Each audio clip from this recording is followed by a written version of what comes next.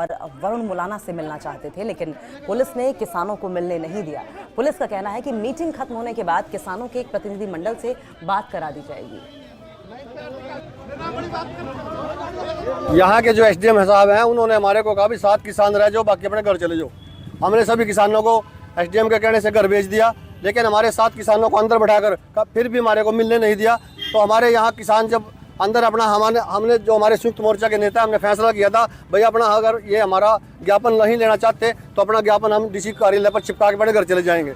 लेकिन उन्होंने पुलिस की गुंडागर्दी ने हमारे किसानों पर, चंद किसानों पर, बाकी किसानों को घर भेज के लाठीचार्ज किया है और ये बिल्कुल बर्दाश्त नहीं होगा। और ये पुलिस वाले अगर इनकी मां ने दूध पिलाया हो तो 7 तारीख को यहाँ पक्का मोर्चा लगाएंगे। 7 तारीख को हम पूरे जिले के किसान यहाँ आएंगे और हमारे प्रदेश स्तरीय नेता और राष्ट्रीय स्तरीय नेता को भी यहाँ बुला के छोड़ देंगे हम, और इसको दिखाएंगे भी किसानों की क्या ताकत है। पता नहीं लाठीचार्ज मनमर्जी है सरकार की, सरकार किसानों से नहीं मिलना चाहती। और बड़े शर्म की बात है, हमारे चुनिंदे जो एमपी बैठे हैं, एक कांग्रेस के भी एमपी वरुण मुलाना, क्या उन्होंने नहीं पता बाहर किसानों पर लाठी बरसाई जा रही है, भाई मीटिंग से उठ के बाहर आ जाए। और हमने यहाँ तक भी कह दिया भाई हमारे 2 किसान अंदर ग्रीवेंस मीटिंग में ले जाओ, सिर्फ 2 किसान अपना ज्ञापन देकर अपने घर आ जाएंगे। लेकिन पूर्व इतनी तानाशाही इस सरकार की, 10 साल भी तानाशाही चली और 5 साल, लेकिन हम तुगल की फरमान सरकार को और सरकार की हर डंडे और लाठी का हम मुकाबला करेंगे। मेरा एक किसान की साथी पर जो आज लाठी बरसाई है, इसका बदला हम 7 तारीख को यहाँ दिखाएंगे, यहाँ के प्रशासन को, पुलिस प्रशासन को, पूरे प्रशासन को, भाई 7 तारीख को किसानों की ताकत क्या है, किसान संगठन जो देश का संयुक्त किसान मोर्चा क्या है।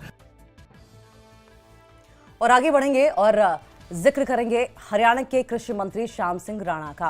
प्रदेश में डीएपी खाद की जो डिमांड है वो 3 लाख मीट्रिक टन है और अभी हरियाणा के पास 12,05,000 मीट्रिक टन डीएपी खाद आ चुकी है, जिसमें से 1,01,000 मीट्रिक टन खाद का वितरण किया जा चुका है। श्याम सिंह राणा कृषि मंत्री की ओर से ये बताया गया है।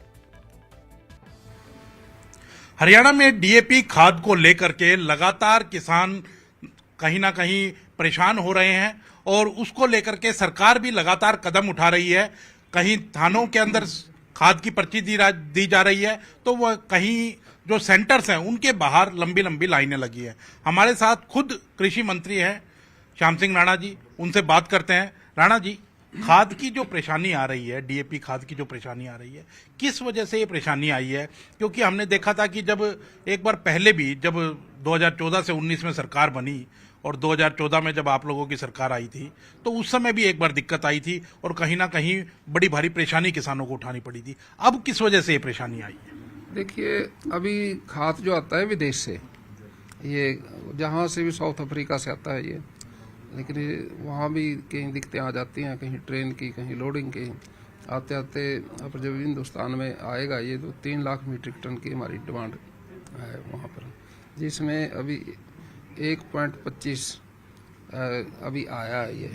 इसमें से डिस्ट्रीब्यूशन भी काफ़ी हो गया, लेकिन कुछ अभी और डिस्ट्रीब्यूशन हो जाएगा, कुछ और खाद आएगा।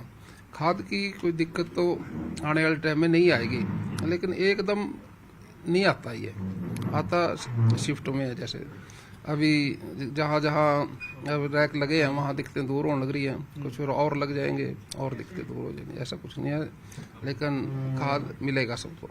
लेकिन ये पैनिक किस वजह से क्रिएट हुआ? क्योंकि अब देखें तो कहीं अभी 2 दिन पहले हम देख रहे थे तो शाम थाने के अंदर पर्चियां दी जा रही थी, वहीं सेंटर्स जो हैं उनके ऊपर लंबी लंबी लाइनें लगी है, लोग धक्का मुक्की कर रहे हैं खाद के ये पैकेट लेने के लिए। नहीं, ये जो थाने वाली बात है ये अब ये नहीं है। कभी 1-2 दिन पहले अव्यवस्था होने के कारण कुछ थोड़ा हुआ था, लेकिन अब नहीं है, नॉर्मल है। अब ये सब जगह हमारे सोसाइटियों से खाद मिल रहा है। ये किस वजह से दिक्कत आई? अब की बार कोई मैनेजमेंट ठीक नहीं हो पाया या खाद आने में लेट हुई, इस वजह से दिक्कत आई? नहीं, लेट तो हो ही जाता है, कहीं ना कहीं दूर से आता है ना, तो इसलिए कहीं लेट भी हो जाता है। लेकिन अब कोई दिक्कत नहीं आएगी, अब खाद के रैक लगने लग रहे हैं। विपक्ष लगातार निशाना साध रहा है कि नई सरकार आई है, लेकिन तीसरी बार लोगों ने तो सरकार बना दी, लेकिन उसी किसान को मारने का काम भारतीय जनता पार्टी कर रही है। आज रणदीप सिंह सुरजेवाला ने भी प्रेस वार्ता की, उन्होंने कहा कि किसानों ने जो 3 कृषि कानूनों के लिए पूरा आंदोलन किया था, इस वजह से किसानों का के ऊपर गुस्सा उतार रही है सरकार। देखिए, 3 कृषि कानूनों की बात सुरजेवाला करे या कोई और नेता करे तो उनकी शोभा नहीं देता।